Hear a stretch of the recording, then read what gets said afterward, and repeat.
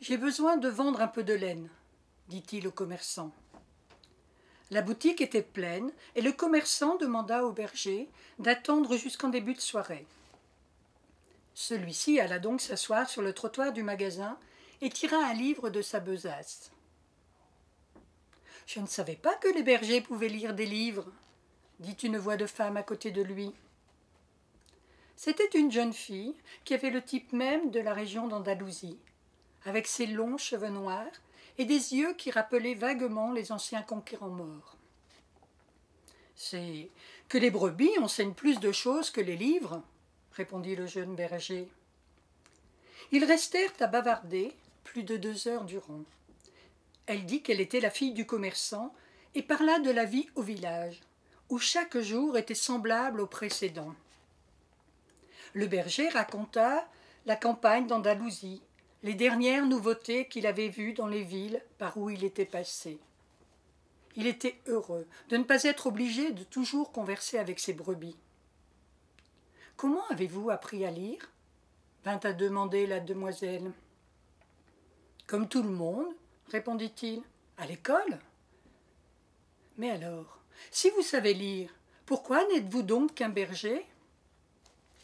Le jeune homme se déroba pour n'avoir pas à répondre à cette question. Il était sûr que la jeune fille ne pourrait pas comprendre. Il continua à raconter ses histoires de voyage, et les petits yeux mauresques s'ouvraient tout grands et se refermaient sous l'effet de l'ébahissement et de la surprise. À mesure que le temps passait, le jeune homme se prit à souhaiter que ce jour ne finît jamais, que le père de la jeune fille demeurât longtemps occupé, et lui demanda d'attendre pendant 3 jours. Il se rendit compte qu'il ressentait quelque chose qu'il n'avait encore jamais éprouvé jusqu'alors. L'envie de se fixer pour toujours dans une même ville. Avec la jeune fille aux cheveux noirs, les jours ne seraient jamais semblables. Mais le commerçant arriva, finalement, et lui demanda de tondre 4 brebis. Puis, il paya ce qu'il devait et l'invita à revenir l'année suivante.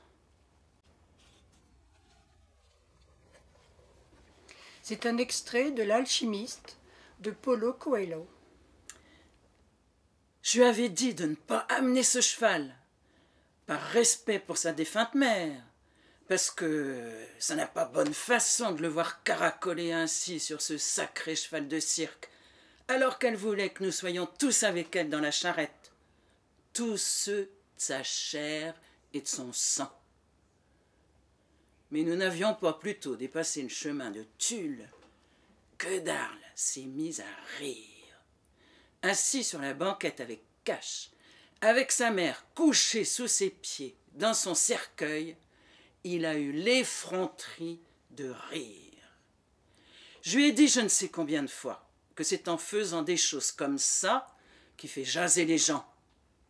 Comme je dis toujours, même si toi t'en as pas, moi j'ai de la considération pour ce que les gens disent de ceux qui sont de ma chair et de mon sang. Quand bien même que c'est moi qui ai élevé toute cette sacrée nichée d'enfants, si tu te comportes de façon à faire jaser les gens, c'est sur ta mère que ça retombe. Comme je dis, pas sur moi. Moi, je suis un homme et je peux endurer ça. Mais c'est aux femmes, à ta mère, à ta sœur que tu devrais penser. Et je me suis retourné et je l'ai regardé qui restait là, assis, secoué par le rire. J'ai dit, j'attends pas de respect de toi, mais tout de même, avec ta mère, ici, à peine refroidie dans ton cercueil. Là-bas, dit Cache en hochant la tête vers le sentier. Le cheval est encore assez loin, il arrive d'un bon pas, mais j'ai pas besoin qu'on me dise qui c'est. J'ai qu'à regarder Darle, assis, en train de rire. J'ai dit, j'ai fait ce que j'ai pu, j'ai tâché d'obéir à sa volonté, que le Seigneur me pardonne et excuse la conduite de ce qu'il m'a donné.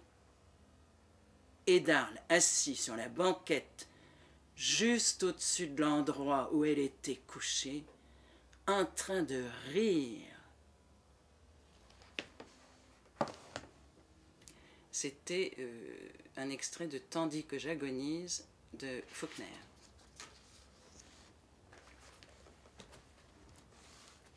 Malheur à toi, la mort.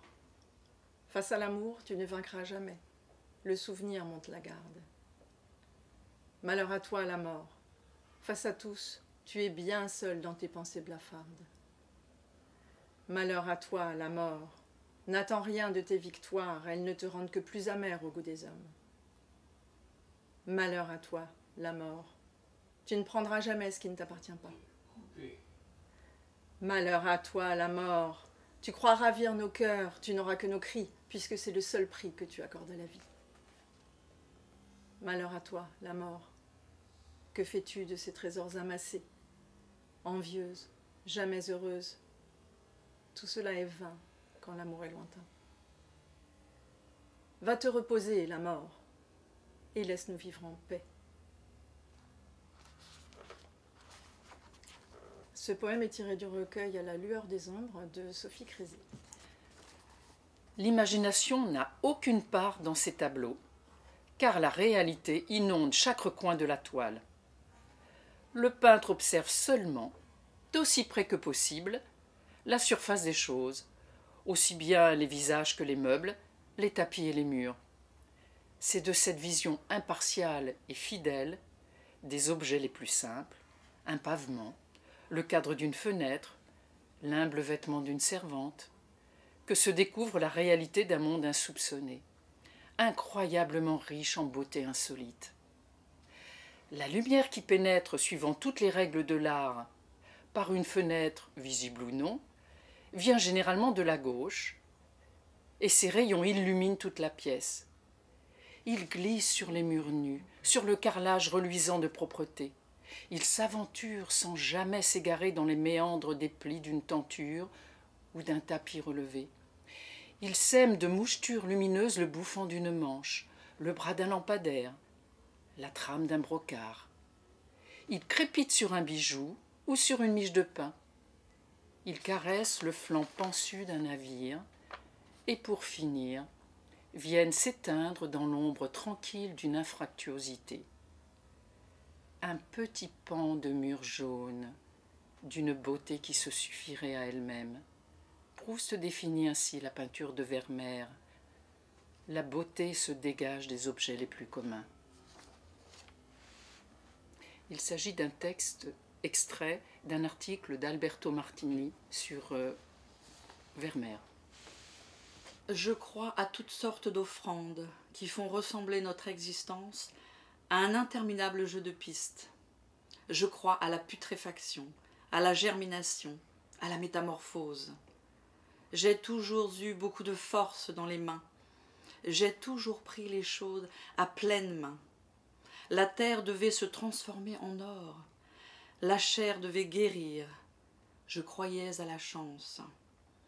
Il suffisait de dire « Je le veux ».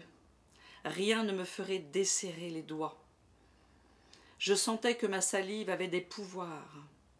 Je savais bien qu'à force de marcher, nous atteindrions un balcon merveilleux. Il serait en bois, découpé, les branches d'arbres passeraient par-dessus et les écureuils rentreraient dans la maison. Elle serait grande et remplie d'enfants. J'étais sûre qu'elle apparaîtrait derrière la forêt. Je crois que c'est pour ce balcon dans les arbres que j'ai tant marché. La première habitude de Françoise Lefebvre. Du Havre, nous n'avons fait que suivre les côtes comme les navigateurs anciens. Au large du Portugal, la mer est couverte de barques et de chalutiers de pêche. Elle est d'un bleu constant et d'une transparence pélagique. Il fait beau et chaud. Le soleil tape en plein. D'innombrables algues vertes microscopiques flottent à la surface. Elles fabriquent des aliments qui leur permettent de se multiplier rapidement. Elles sont l'inépuisable provende vers laquelle accourt la légion des infusoires et des larves marines délicates. Animaux de toutes sortes, vers, étoiles de mer, oursins, crustacés menus, petits mondes grouillants près de la surface des eaux toutes pénétrées de lumière, gourmands et friands, arrivent les maquereaux, les harengs, les sardines, que poursuivent les germons, les thons, les bonites, que poursuivent les marsouins, les requins, les dauphins. Le temps est clair, la pêche est favorable. Quand le temps se voile, les pêcheurs sont mécontents et font entendre leurs lamentations jusqu'à la tribune du Parlement. C'était un poème de Blaise Cendrars de son recueil Au cœur du monde. Il n'y a plus de père, ça creuse, ça fait comme un abîme, même plus tard, même toujours. Plus de papa, jamais il y en a eu en fait ou pas vraiment. Et la mère, plutôt 2 fois qu'une des moments. Alors ça fait plein ça les moments, des pleins puis pas des déliés. L'encre à l'école encore comme ça sur les bancs, les tables avec le petit conteneur en faïence, qu'on y trempe sa plume, sans la laisser s'envoler parce que sérieux, voyons. On rêve pas, on regarde, avec les autres toujours. Et content. Être là, c'est bien. Rassurant peut-être. L'autorité, c'est bien. Le savoir, c'est bien. Tout ça, c'est bien. Juste l'injustice, parfois, qui noue les tripes. Envie de crier? Ça sert. Mais là, sentez pas la violence encore la plus grande. Que sentirait plus tard? C'était rassurant tout ça entre les bancs des écoliers, piles et 4 murs. C'était quand même rentrer maison le soir et trouver le chaud du foyer. C'était goûter tout mielleux, tout chocolat, tout pomme. C'était pas le malheur du ventre, ni le malheur des pantalons crevés, juste un petit gars de la frange du peuple, pas trop cabossé. Juste des jours de printemps ou d'hiver à respirer l'odeur des feuilles et des cahiers. Tout tendu dans la leçon qui était comme un bonbon, tout couru dans la récréation jusqu'au rouge qui monte aux joues, puis la sueur qui vient. Et la main qui retrempe avec joie dans la chose en faïence où nichait l'émancipation du savoir. C'était plutôt doux, final. C'est qu'après qu'est venu le mal. Papa's Memory, Alain Fleury. Les immeubles de la reconstruction sortaient de terre dans le grincement intermittent du pivotement des grues. Les restrictions étaient finies et les nouveautés arrivaient, suffisamment espacées pour être accueillies avec un étonnement joyeux, leur utilité évaluée et discutée dans les conversations. Elles surgissaient comme dans les contes, inouïes, imprévisibles.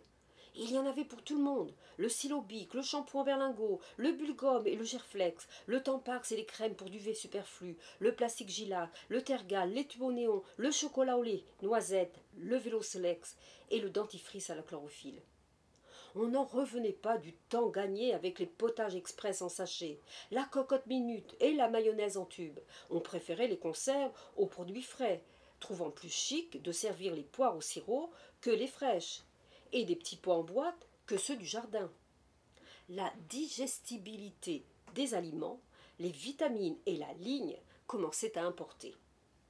On s'émerveillait d'inventions qui effaçaient des siècles de gestes et d'efforts, inauguraient un temps où, disaient les gens, on n'aurait plus rien à faire. On les dénigrait. La machine à laver était accusée d'user le linge, la télévision d'abîmer les yeux et de faire coucher à des heures indues. On surveillait et on enviait chez ses voisins la possession de ces signes de progrès, marquant une supériorité sociale. Dans la ville, les grands garçons exhibaient leurs Vespa en virevoltés autour des filles. Raides fiers sur leur siège, ils en emportaient une avec son foulard noué sous le menton, qui les enlaçait par derrière pour ne pas tomber.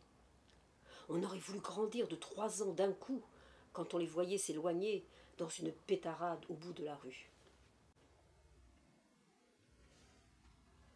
Annie Ernaux, Les années. Ma mère se tenait toujours à l'extrémité de la table à manger, le dos à la porte de la cuisine. Brusquement, ma mère nous faisait taire. Son visage se dressait, son regard s'éloignait de nous, se perdait dans le vague. Sa main s'avançait au-dessus de nous dans le silence. Maman cherchait un mot. Tout s'arrêtait soudain. Plus rien n'existait soudain. Éperdue, lointaine, elle essayait, l'œil fixé sur rien, étincelant, de faire venir à elle, dans le silence, le mot qu'elle avait sur le bout de la langue. Nous étions nous-mêmes sur le bord de ses lèvres. Nous étions aux aguets, comme elle. Nous l'aidions de notre silence, de toute la force de notre silence. Nous savions qu'elle allait faire revenir le mot perdu, le mot qui la désespérait. Elle hélait, hallucinée, sa masse vacillante dans l'air, et son visage s'épanouissait. Elle le retrouvait, elle le prononçait comme une merveille. C'était une merveille. Tout mot retrouvé est une merveille. Pascal Quignard, le nom sur le bout de la langue. La mère fait du tricot. Le fils fait la guerre. Elle trouve ça tout naturel, la mère. Et le père, qu'est-ce qu'il fait, le père? Il fait des affaires. Sa femme fait du tricot. Son fils la guerre. Lui des affaires. Il trouve ça tout naturel, le père. Et le fils, qu'est-ce qu'il trouve, le fils? Il ne trouve rien, absolument rien, le fils. Le fils, sa mère fait du tricot, son père des affaires, lui la guerre. Quand il aura fini la guerre, il fera des affaires avec son père.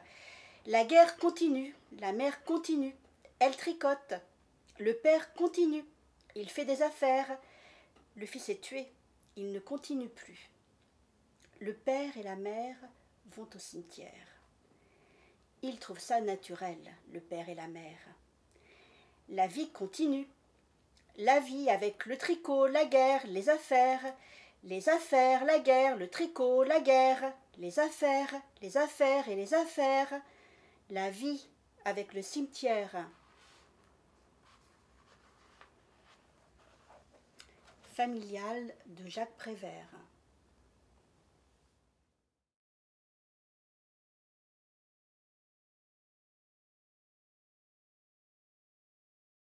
J'ai choisi ce livre parce qu'il est le chemin de la vie et il raconte l'importance des choses dans la vie et surtout les difficultés qu'on a à se fixer sur les choses importantes.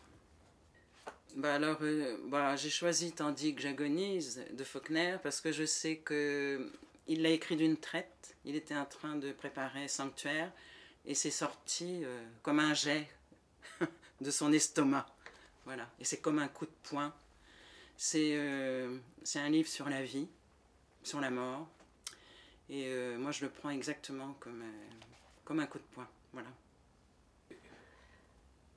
En fait, Sophie Crézet, c'est moi. Et j'ai écrit ce recueil en hommage à mon frère. J'ai choisi ce texte parce qu'il reflète parfaitement ce que j'ai ressenti la première fois où j'ai découvert une toile de Vermeer. J'ai choisi ce livre parce que je crois que c'est un des seuls que j'ai chez moi. Parce que moi, je n'achète pas de livres, je vais à la médiathèque. Mais ce livre, c'est ma maman qui me l'a donné quand j'avais 18 ans. Et je l'ai beaucoup aimé. J'aime particulièrement ce passage qui représente pour moi une vision de la vie, une force, quelque chose peut-être que je ne pensais pas avoir quand j'avais 18 ans et qui m'a nourrie. Et je l'ai toujours gardé.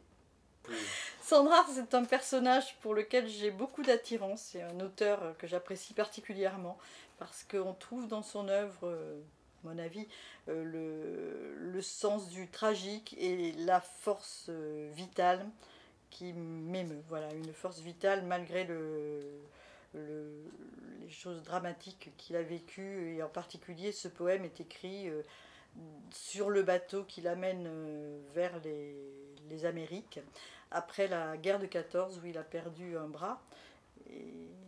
Et tout ce recueil est d'ombre et de lumière. Il me touche beaucoup. Eh bien, je suis venu à ce rendez-vous, je n'avais pas choisi de texte en fait, je ne savais pas trop quoi lire et j'ai demandé à Alain s'il avait des textes. Il m'a dit viens voir dans ma bibliothèque, il y a plein de choses, c'est un peu le bazar mais il y a plein de choses. Et je lui dis mais il n'y a pas un texte de toi que je pourrais lire? Oh, il me dit non, pas un texte de moi, sûrement pas. Et puis quand même il m'a sorti Papa's Memory, j'ai commencé à feuilleter, puis j'ai trouvé ça très beau. Et voilà, j'ai lu la première page de Papa's Memory. J'ai choisi l'extrait que je viens de lire pour la beauté du texte. Pascal Quignard explore le thème de la parole d'une manière tout à fait poétique, philosophique et souvent inattendue. C'est pour moi un livre très précieux, également pour des raisons personnelles. Alors j'ai choisi ce texte parce que c'est un poème de Prévert que j'aime beaucoup, que je trouve terrifiant et en même temps assez drôle. Ben, j'ai choisi ce texte parce que Arnie Ernaux, c'est vraiment pour moi quelqu'un qui me parle vraiment, vu qu'on est sensiblement de la même génération, qu'on est de la même région, j'ai grandi au Havre. Donc quand je lis ce passage notamment, j'ai vraiment l'impression de reconnaître et de retrouver même des souvenirs que j'ai complètement oubliés. Donc ça me fait du bien.